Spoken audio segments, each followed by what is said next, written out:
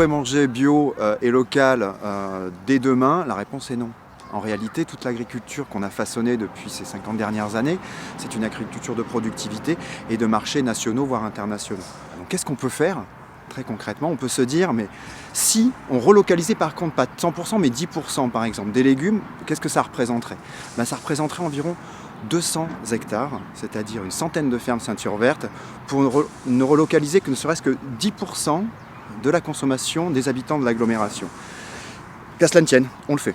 On a à la fois une demande des clients, une demande des porteurs de projets qui souhaitent s'installer dans ces métiers, et ça ne se produit pas. Ces porteurs de projets sont souvent des gens hors cadre familiaux, sans capital, et qui ne sont pas crédibles pour assurer le parcours du combattant que représente l'installation dans une ferme. L'installation dans une ferme, c'est comme reprendre un fonds de commerce d'un restaurant. Il faut mettre 100 000 € sur la table pour avoir un outil de production qui vous amène à des niveaux de rémunération cohérentes, puisque pour durer, il faut pouvoir se rémunérer pour pouvoir être un rôle modèle et attirer dans cette profession de plus en plus de gens. Et donc la ceinture verte, elle vient lever tous ces freins. Trouver du foncier, réaliser les investissements pour le compte du porteur de projet et l'insérer dans une communauté de praticiens pour apprendre et innover et renforcer notre productivité et l'efficacité et diminuer la pénibilité de ces métiers.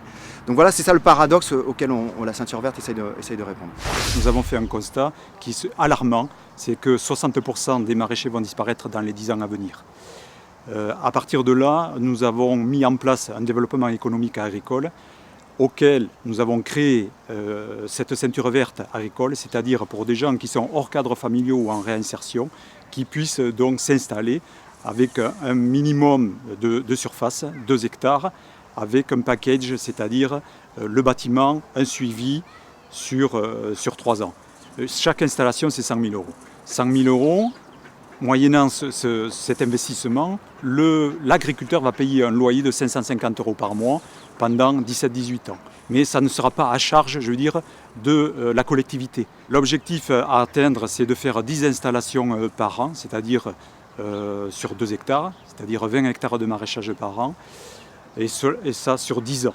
On voit bien que cette agriculture de proximité aujourd'hui, avec la Covid, s'accélère puisqu'il y a un besoin, je veux dire, de proximité et ce lien social aujourd'hui que nous avons besoin, que nous sommes en train de perdre avec cette pandémie que nous avons.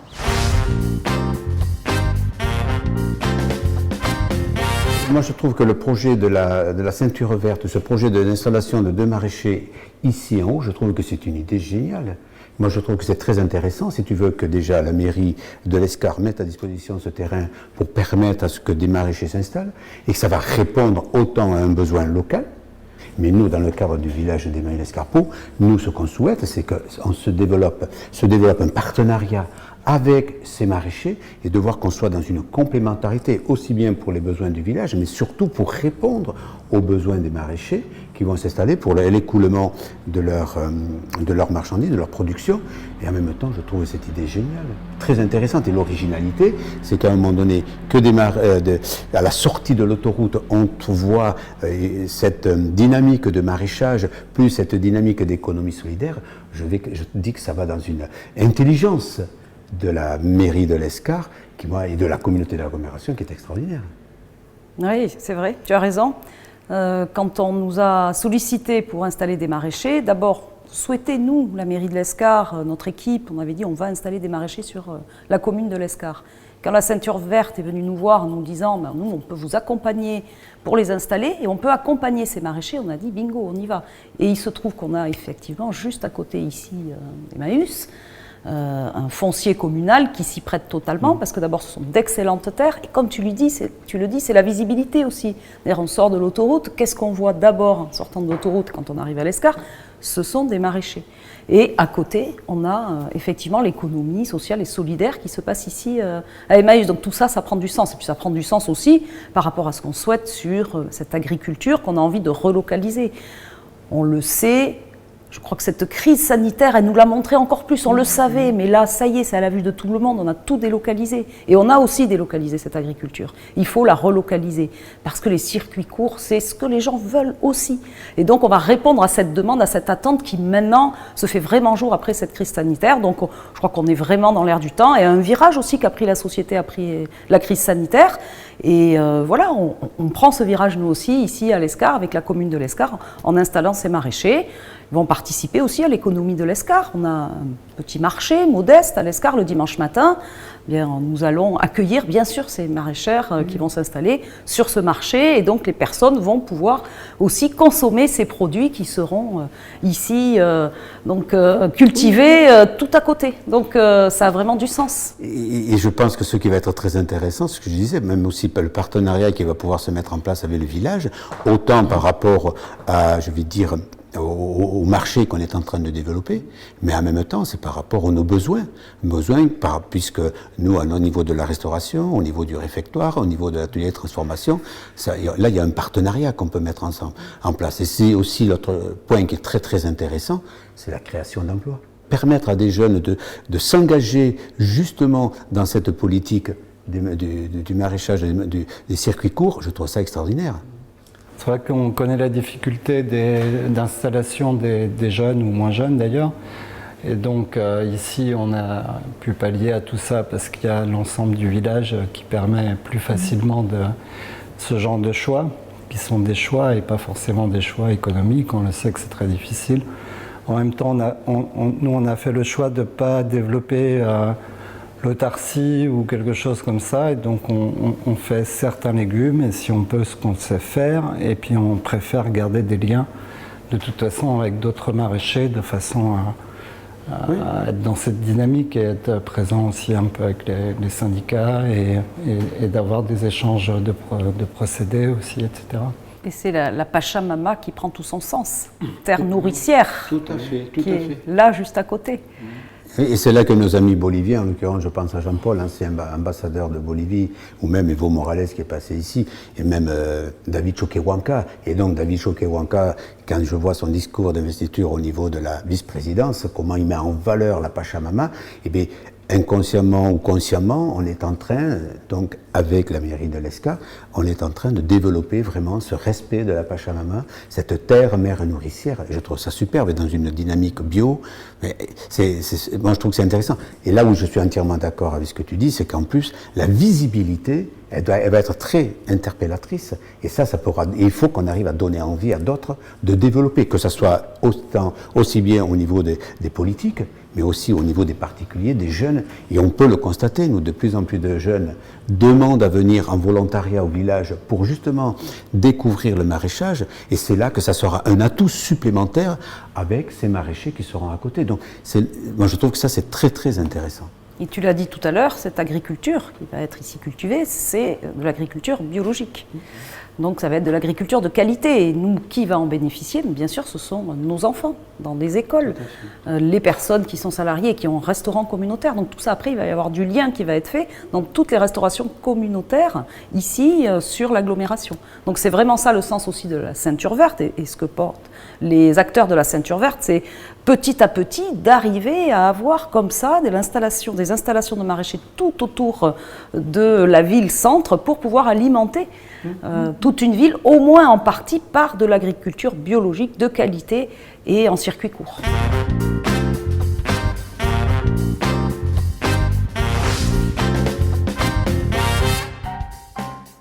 Pour moi, la ceinture verte, c'était une superbe opportunité pour pouvoir m'installer, d'être entourée et de pouvoir commencer d'arriver avec mes valises et commencer à planter directement, et d'avoir une équipe qui pouvait m'épauler aussi pour l'installation, pour mettre les serres, installer du bâtiment, et d'avoir des conseils techniques aussi et de ne pas être seule dans l'installation.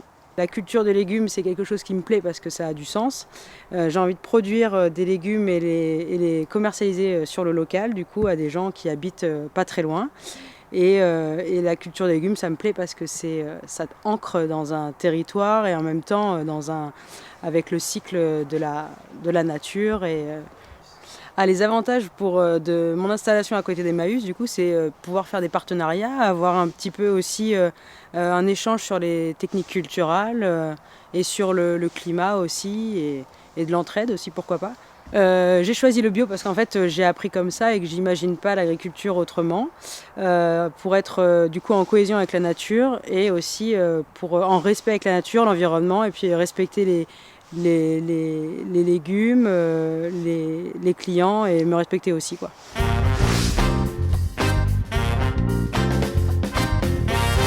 Ce qui pour moi est important par rapport à ce partenariat qu'on peut développer, à ce maraîchage qui s'installe à côté de chez nous et cette coopération qu'il va y avoir, et tous ces produits bio qui vont s'en dégager, ça va être en même temps, et tu l'as dit tout à l'heure par rapport à la situation du Covid, ça va nous faire prendre conscience qu'à un moment donné, il faut peut-être manger différemment, et le meilleur médicament, qui est le meilleur médicament, c'est lequel? C'est celui qu'on a dans l'assiette.